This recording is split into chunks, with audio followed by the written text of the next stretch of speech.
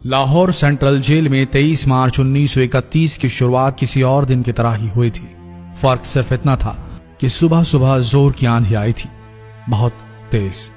लेकिन जेल के कैदियों को थोड़ा अजीब सा लगा जब 4 बजे ही वार्डन चरत सिंह ने उनसे आकर कहा कि वो अपनी अपनी कोठरियों में चले जाएं। उन्होंने कारण नहीं बताया था। उनके मुंह से सिर्फ ये निकला कि आदेश ऊपर से है। अभी कैदी सोच ही रहे थे कि माजरा क्या है। जेल का नाई बरकत हर कमरे के सामने फुसफुसाते हुए गुजरा कि आज रात भगत सिंह, राजगुरु और सुखदेव को फांसी दी जाने वाली है। उस क्षण की निश्चिंता ने उनको झकझोर कर रख दिया। कैदियों ने बरकत से मनुहार की कि वो फांसी के बाद भगत सिंह की कोई भी चीज जैसे पेन, कंघा या घड़ी उन्हें ला कर दें ताकि वो अपने पोते पोतियों को बता सकें कि कभी वो भी भगत सिंह के साथ जेल में बंद थे। बरकत भगत सिंह की कोठरी में गया और वहां से उनका पेन और कंघा ले आया। सारे कैदियों में होड़ लग गई कि किसका उस पर अधिकार हो। आखिर में ड्रॉ निकाला गया, लाहौर कॉन्स्पिरेसी केस। अब सब कैदी चुप हो चले थे। उनकी निगाहें उनकी कोठरी से गुजरने वाले रास्ते पर लगी हुई थी। भगत सिंह उनके साथ फांसी पर लटकाए जाने के लिए उसी रास्ते से गुजरने वाले थे। एक बार पहले जब भगत सिंह उसी रास्ते से ले जाए जा रहे थे तो पंजाब कांग्रेस के नेता भीमसेन सच्चर ने आवाज ऊंची कर उनसे पूछा था, आप और आपके साथियों ने लाहौर कॉन्स्पिरेसी केस में अपना बचाव क्यों नहीं किया? भगत सिंह का जवाब था, इनकलाबियों को मरना ही होता है क्योंकि उनके मरने से ही उनका अभियान मजबूत होता है, अदालत में अपील से नहीं। वार्डन चरत सिंह भगत सिंह के खैर ख्वाह थे और अपनी तरफ से जो कुछ बन पड़ता था उनके लिए किया करते थे। उनकी वजह से ही लाहौर की द्वारकादास लाइब्रेरी से भगत सिंह के लिए किताबें निकलकर जेल के अंदर आ पाती थी। भगत सिंह की जेल की जिंदगी काफी कठिन थी। किताबें पढ़ने का शौक हो चला था उन्हें कि एक बार उन्होंने अपने स्कूल के साथी जयदेव कपूर को लिखा था कि वो उनके लिए कार्ल लिब्नेख्त की मिलिट्रिज्म, लेनिन की लेफ्ट विंग कम्युनिज्म और ऑप्टन सिंक्लेयर का उपन्यास द स्पाई कुलबीर के जरिए भिजवाएं। भगत सिंह जेल की कठिन जिंदगी के आदी हो चले थे। उनकी कोठरी नंबर 14 का फर्श पक्का नहीं था, उस पर घास उगी हुई थी। कोठरी में बस इतनी ही जगह थी कि उनका 5 फुट 10 इंच का शरीर बमुश्किल उसमें लेट पाए। भगत सिंह को फांसी दिए जाने से 2 घंटे पहले उनके वकील प्राणनाथ मेहता उनसे मिलने पहुंचे।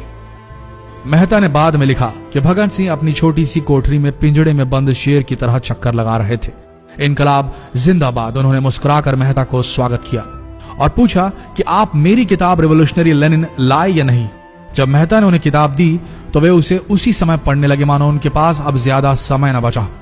मेहता ने उनसे पूछा कि क्या आप देश को कोई संदेश देना चाहेंगे? भगत सिंह ने किताब से अपना मुंह हटाए बगैर कहा, सिर्फ 2 संदेश, साम्राज्यवाद मुर्दाबाद और इनकलाब जिंदाबाद। इसके बाद भगत सिंह ने मेहता से कहा कि वो पंडित नेहरू और सुभाष चंद्र बोस को मेरा धन्यवाद पहुंचा दे जिन्होंने मेरे केस में गहरी रुचि ली थी। भगत सिंह से मिलने के बाद मेहता राजगुरु से मिलने उनकी कोठरी पहुंचे। राजगुरु के अंतिम शब्द थे, हम लोग जल्द मिलेंगे। सुखदेव ने मेहता को याद दिलाया कि वो उनकी मौत के बाद जेलर से वो कैरम बोर्ड ले लें जो उन्होंने उन्हें कुछ महीने पहले दिया था। मेहता के जाने के थोड़ी देर बाद जेल अधिकारियों ने तीनों क्रांतिकारियों को बता दिया कि उनको वक्त से 12 घंटे पहले ही फांसी दी जा रही है। अगले दिन सुबह 6 बजे की बजाय उन्हें उसी शाम 7 बजे फांसी पर चढ़ा दिया जाएगा। भगत सिंह मेहता द्वारा दी गई किताब के कुछ पन्ने ही पढ़ पाए थे। उनके मुंह से निकला, क्या आप मुझे इस किताब का एक अध्याय भी खत्म करने नहीं देंगे? भगत सिंह ने जेल के मुस्लिम सफाई कर्मचारी बेबे से अनुरोध किया कि वो उनके लिए उनको फांसी दिए जाने से 1 दिन पहले शाम को अपने घर से खाना जरूर लाएं। लेकिन बेबे भगत सिंह की इच्छा पूरी नहीं कर सके क्योंकि भगत सिंह को 12 घंटे पहले फांसी देने का फैसला ले लिया गया और बेबे जेल के गेट के अंदर ही नहीं घुस पाए। थोड़ी देर बाद तीनों क्रांतिकारियों को फांसी की तैयारी के लिए उनकी कोठरियों से बाहर निकाला गया।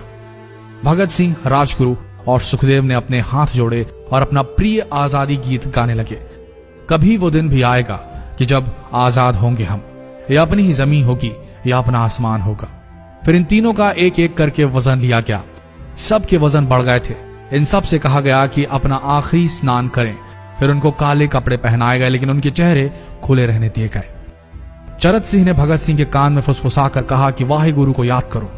फांसी का तख्ता भगत सिंह लिए बोले, पूरी जिंदगी मैंने ईश्वर को याद नहीं किया। असल में मैंने कई बार गरीबों के कलेश के लिए ईश्वर को कोसा भी है। अगर मैं अब उनसे माफी मांग लूं तो वो कहेंगे कि इससे बड़ा डरपोक कोई नहीं। इसका अंत नजदीक आ रहा है, इसलिए ये माफी मांग रहा है। जैसे ही जेल की घड़ी ने 6 बजाया, कैदियों ने दूर से आती कुछ पद चांपें सुनी। उनके साथ भारी बूटों के जमीन पर पड़ने की आवाजें भी आ रही थी।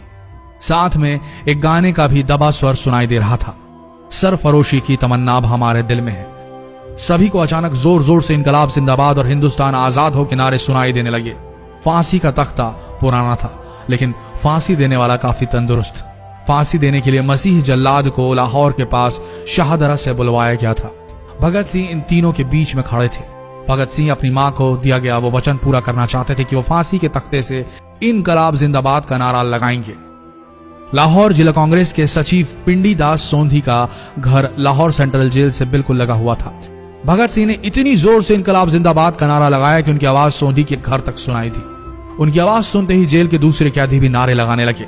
तीनों युवा क्रांतिकारियों के गले में फांसी की रस्सी डाल दी गई, उनके हाथ और पैर बांध दिए गए।